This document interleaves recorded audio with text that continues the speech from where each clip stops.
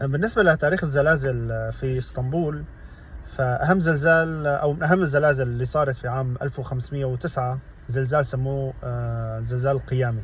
هو تقريبا أول زلزال مسجل في تاريخ اسطنبول، كان حوالي 7.2.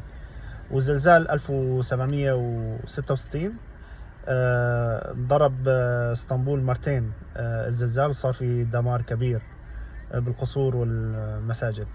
زلزال 1894 حوالي 7 درجات، كمان صار فيه أضرار كتير كبيرة بالمدينة القديمة، وهذا كمان وثق. زلزال 1999 هذا كان في إزميت، لكن أثره وصل ل اسطنبول، كانت حوالي 7.4 وتم وقتل 17,000 شخص تقريبا. فاسطنبول هي واقعة على صدع شمال الأناضول للزلازل، وهي تعتبر واحدة من أخطر الصدوع الزلزالية في العالم.